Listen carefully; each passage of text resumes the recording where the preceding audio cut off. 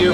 Well, ballroom dancing is getting really popular among teenagers, so a bunch of us went out to Arthur Murray to see if we could learn a couple of steps. We learned the tango and the waltz and the rumba, and it was pretty fun. I went to go check out some underground art that was literally underground in subway stations across the city, and it was all part of a campaign to fight racism. And you, Eddie? We've all heard of designer drugs such as ecstasy, but there's a whole new batch of stuff inundating the rave scene. We went to find out more about these drugs and some of their side effects. Well, a lot of people think that young people are pretty apolitical, but we found out that that's not necessarily true, and we hooked up with some young Tories, if you can believe it. And you, Josh? Well, there seems to be a lot of young, talented artists in the city, but unfortunately there aren't a lot of venues for them to be able to perform or showcase what they do. So we checked out the Jam series or Jam session, which gives young artists or poets or whatever, you know, the whole realm, a chance to show off what they do. Once was a man named Richard who had a stress-induced life. He went to the doctor and the doctor said it was time to end the strife. 3, 2, 1, so he come commercial on the TV and he picked up the nearest. There's a lot of young talent in the city today, but unfortunately there aren't a lot of venues for them to perform in. There is one cafe though, Cine Express. They go out of their way to give young up-and-comers a chance. We're gonna go check out one of their jam sessions. Hey, Josh. How are you, buddy? Looking good. Oh, you're looking good. There are a lot of artists who want to do things, but there aren't that many places for them to do it. Things like this happen, you know, a few times a month, but a lot of times it's in people's basements in some bar that nobody really knows about, and in a loft where it might be illegal or whatever. What these cabarets, art expos are all about, it's about the talents who are on stage and getting people in the audience to know about the talent that are on stage, and getting them to appreciate different kinds of things than you might see on TV or hear on the radio. Maybe Mr. Rogers will grow up to be a serial rapist. Maybe Peter Pan will teach him how to fly. She sighs carefully. Now, why do you think lately spoken word performances and poetry readings have gained popularity?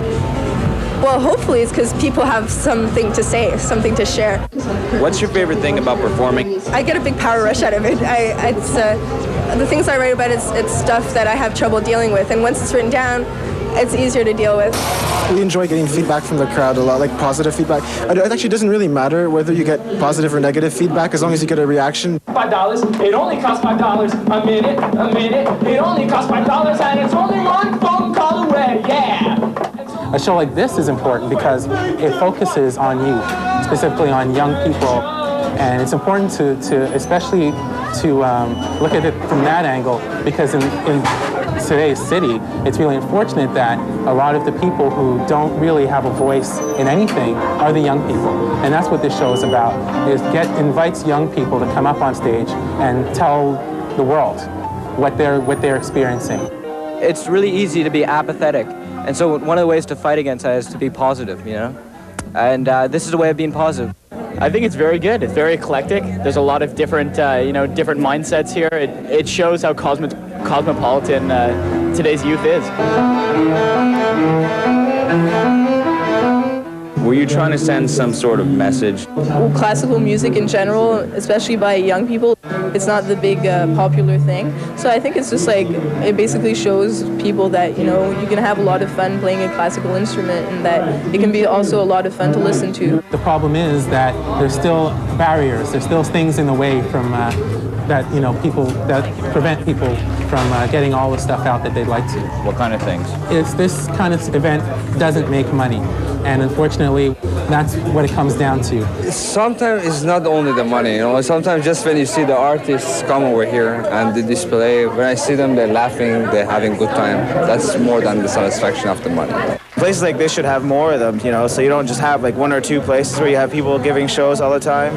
I think it's hard for young artists to showcase their work, and this is the perfect medium to do so. It was extremely inspirational to see the enthusiasm. Helps encourage the artist, even if it doesn't it doesn't take you like necessarily to big fame and fortune. I mean, it's still a good way to start, and it's a lot of fun.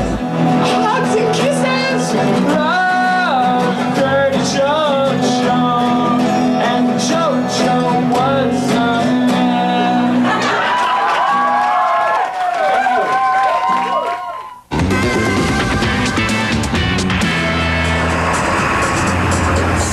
people don't want to give panhandlers any money because they figure they're just going to spend it on booze or drugs. But I figure these people are living on the streets, so why not give them a buck? We went out to find out what you people think about throwing money into outstretched hats. If I give money to them? No, because I don't have any to give away. No.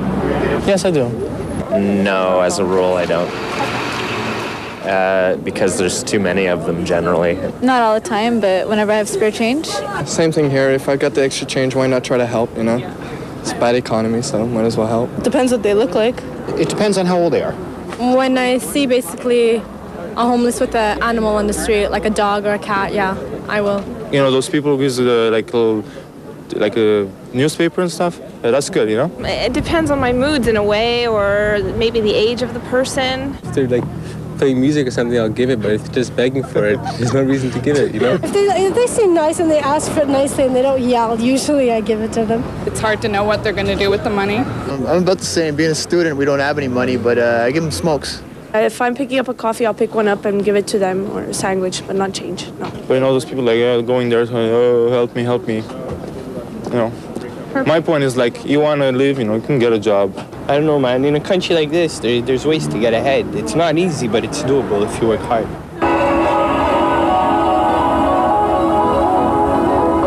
Originally, the drug that was associated with rave was ecstasy, which was a very, very emotive drug. It made you feel good and open up and hear music in ways that you wouldn't normally hear it. Now, there's a lot of cut ecstasy, there's a lot of bad ecstasy, but the drug culture has been instituted into the culture of rave. There's no getting rid of drugs now, so people are looking for new drugs. This is ecstasy. We've heard a lot about it, and it's become almost synonymous with the rave scene. But there's a whole slew of new drugs that are giving it a run for its money, including 2CB, GHB, and ketamine. Do we really want to take these drugs without knowing what's in them? Well, we went to find out more about these synthetic drugs and what they can do to you. We've heard a lot about ecstasy. What other drugs are out there right now? Well, there's the traditional drugs that I think a lot of people are familiar with and know about, like marijuana and LSD and cocaine, and a lot of newer drugs. Most of the newer drugs are hallucinogens. It seems to be the biggest increase in popularity, and I don't really know why that is, except that people are a bit more experimental and people like to hallucinate at raves, see the light shows from a different way. I think the big one that's come up is this drug called GHB. People were really getting sick from ecstasy sometimes. So GHB is a breath of fresh air because it doesn't seem to be that directly harmful to the body, but no one knows. I'm not familiar with any of the longer-term effects. Most of the effects are short-term enough, like death, that they take a little bit of a precedence. GHB is gamma hydroxybutyrate. It's a natural neurotransmitter, but people are synthesizing it using paint thinner and a few other odds and ends. It's become extremely popular across the country, and a lot of people are doing it because it's a very, very cheap drug, and it's so easy to find. As far as the newer hallucinogens go, I think it's one of the more dangerous drugs. I believe even some of it was found on River Phoenix when he died. Another drug is Special K, which is ketamine, which some people just call K, which is the strangest drug to be infused into a club or rave culture because it just makes you turn into yourself, become completely like isolated and weird. Ketamine is a funny drug. It's an anesthetic drug, but a very strong one. The drug makes people hallucinate very, very powerfully. It's called a dissociative anesthetic, which means that you seem to have a split from your body and your mind is allowed to travel. It's nasty and sad. You know, you kind of like think you're on a different planet and not even maybe a nice planet, and you don't talk, you don't interact. It's bad. What else are we seeing? There's new kinds of speed that have come out, one of which is called strawberries, which is an extremely dangerous speed. It's highly addictive. It makes you grit your teeth and get really aggressive, and it's an awful, dirty, horrid drug. It's a drug that is fairly new in the city, and it's difficult to know whether or not what's in the drugs. The purities are never known. When you buy something on the streets, you can never be certain of what's in it. Dealers are not, shopkeepers who are governed by the law, and they can cut drugs with whatever the hell is cheapest for them. How accessible are these drugs? we don't know they're coming in. We know that they do exist, and we don't know for a fact if they're here or even if they're coming in. They're very accessible. People seem to find them in every city across North America. People should try to inform themselves about what they're doing if they're using these drugs.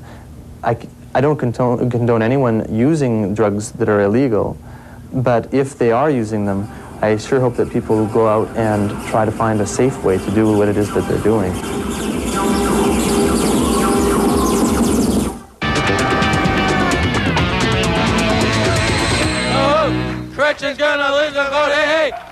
The importance of the youth is increasing. Obviously, they have a different reality, and they have a vision of the future that very often politicians don't have, and that's the way it should be, because after all, these young people are bound to be our politicians and business people, civil servants. They have a word to say, and we must listen to them. A lot of people think that our generation is pretty much politically apathetic. Now, granted, we don't have anything concrete like the Vietnam War to be getting involved in, but some of us are out there doing things. So we went to talk to some young politicians in the making who are already getting their foot in the door. I'm a Tory because I don't like the Liberals. I never liked Pierre Trudeau, and I don't like Jean Chrétien. It's the only party which is the national alternative to fight against the Liberal Party in the next election. That's the reason why I'm a Tory. I truly believe that Jean Charest is the best leader to lead this country into the 20th century. The leader of the Progressive Conservative Party of Canada. Ladies and gentlemen, let me introduce to you the Honourable Jean Charest. Well, I've always been a Tory ever since I was younger. I've always been interested in current affairs, news. I always did a lot of reading, and I really decided for myself what political party was for me. I decided to get involved with the PC Club, and I enjoyed the people that were in the club. I enjoyed their company. I like talking policy with them, so that's why I got involved. I want a policy in Canada where every young person is either in school, in training, at work, or doing community service. And I'm ready to practice a form of federalism that will be different to make that happen.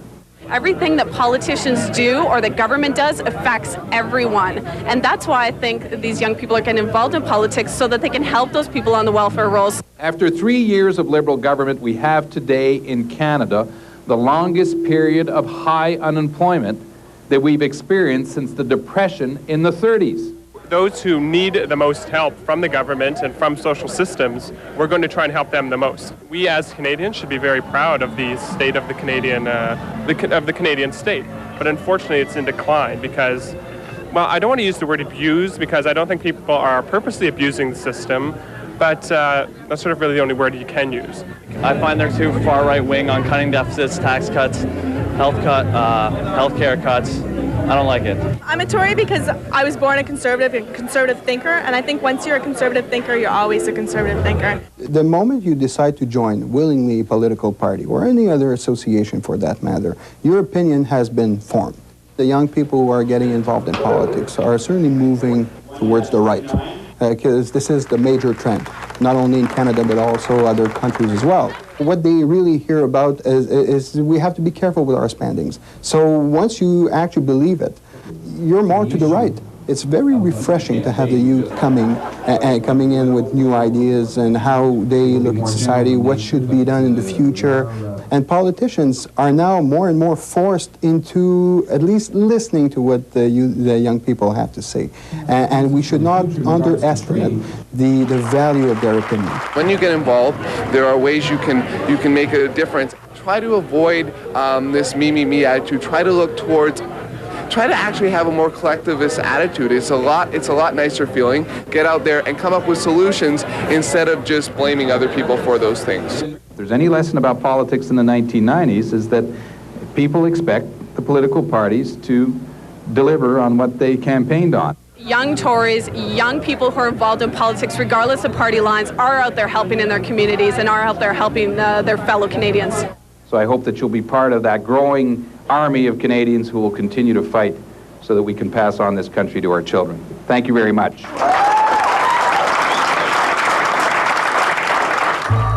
Racism, sometimes creeps up on you very subtly. It comes to you sometimes from your parents or some relatives, or friends say something that you think is funny, so you repeat, that stupid Jewish joke. So, you have to stay on top of it, otherwise it'll get you. Take it from me, racism is still alive and well, and I can tell you from first-hand experience that the color of your skin still defines who you are for some people. We recently spent a day with a group who are trying to creatively educate people about this issue in subway stations across the city. Come take a look.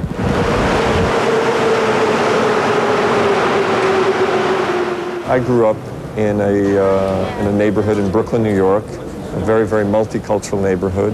I had Jamaican family next door, Haitians downstairs, Italians, Jews. For the kids, it was great. I mean, we didn't look at each other for the color of our skin or what we ate. I sometimes explain to people, you know, they say, well, why do you do this kind of thing? I say, well, I'm just trying to create my neighborhood again because I had such a good time. Eh bien, je vais l'essayer. The International Day for the Elimination of Racial Discrimination came about through a very sad and unfortunate incident in Sharpeville in South Africa in 1960 when students were demonstrating for better education system. And there were over 70 elementary and secondary school students that were killed that day. So about 7 years later, the International Day was created by the United Nations, and there have been events every year since then, but never anything like this. The idea is to immerse and kind of saturate people with the message. They'll see my son, who's 11 years old, all in blue, riding next to them on the metro saying, what the hell is that about? So that's all, you know, one thing after another, you know, and hopefully it, you know, will stick. He's helping other people by doing this. If they never got any messages, they could be racist and always be like that. It's for the elimination. Today's the day for the elimination of racism. We shouldn't all be one color because a lot of people in the world are different, and well, right now, me and my friend are really different because, well, we're blue and green. The people, they look at us in a weird way, and I just don't.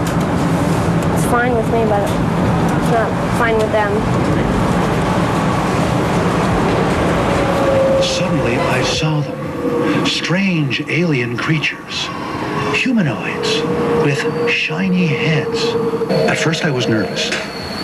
Then I saw they wore the Canadian flag. We were just kicking the ideas around the table, dealing with racism, dealing with the topic of respect, dealing with alienation. So alienation, wait a minute, we have a real novel concept. Cookies galore.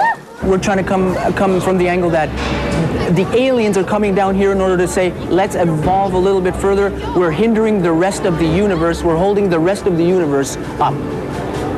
Evolve. Voila.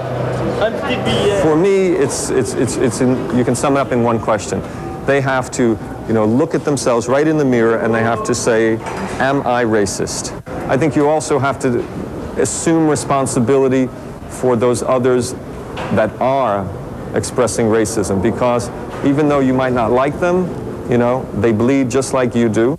And if you don't get involved in change of that, then that's balance is really going to start shifting. If we judge somebody on the color of their skin and we like kill them or something, there'll only be one kind of human being, and it's not good at all. It's a fantasy of glamour and also at the same time being a boy and a girl, asking her to dance, the elegance of the dancing, the romance of it, music around you all the time. So you're learning, having fun, and meeting people. Well, it seems like every week me and Ariel are out there someplace dancing up a storm or something. But seriously speaking, ballroom dancing has become very popular among teenagers lately. Indeed it has, and we're here to find out why. And this week, Eddie and I are lucky enough to come along, and we might even be taking a lesson. So, shall we, boys and girls? Boys and girls? Ay, men and women, please. We've been teaching the world to dance for 82 years now. The entire world? Yeah. We have franchise dance studios all over the world. And what got you interested in this? Well, I messed up my prom. You know, I stepped on my partner's toes so many times that she went crying to the washroom and I ended up at the bar getting drunk. A lot of the students today are going to their prom dances. You know, they're not just doing disco, they're not just jumping up and down. They want to hold, they want to touch their partner, they want to, I think it's partly the romance of dancing. So we're ready to dance tonight? Learn some waltz, some merengue, some samba. So let's go. I'd like the man standing on this side facing me, and I'd like the ladies on this side facing me. In the waltz and tango and foxtrot, the lady places herself on the man's right, not on the left. There you go. You got it. You got it, Ariel. Space yourselves out a little bit because this is a big class here. Reject dancer. 1, 2, 3. 1, 2, 3.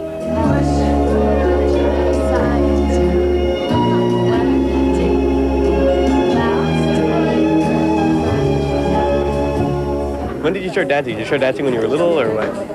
Well, actually, I started ballet, but I didn't like it at all. I don't know why. I just didn't like the discipline and 1, 2, 3. We saw the movie Dirty Dancing with Jennifer Grey and Patrick Swayze, and we were like, oh my God, so we started dancing. I always liked music, and dancing has a lot to do with music.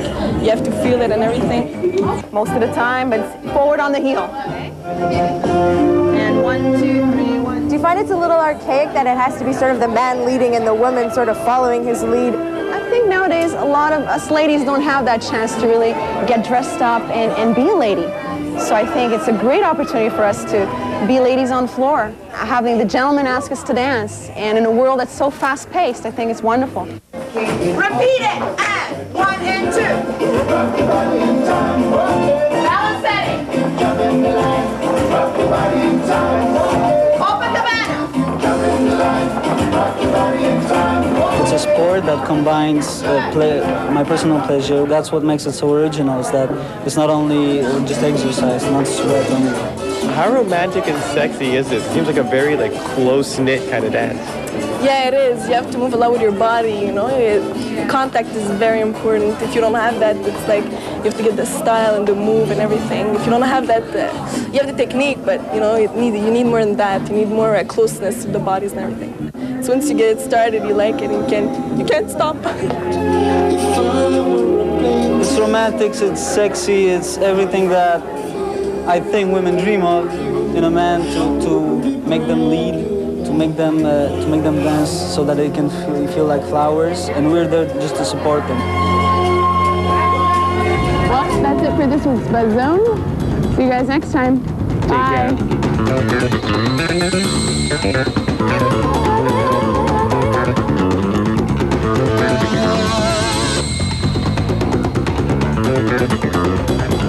If you have any story ideas, get in touch with us. You can fax us, you can phone us, you can write us, and you can even reach us on the internet.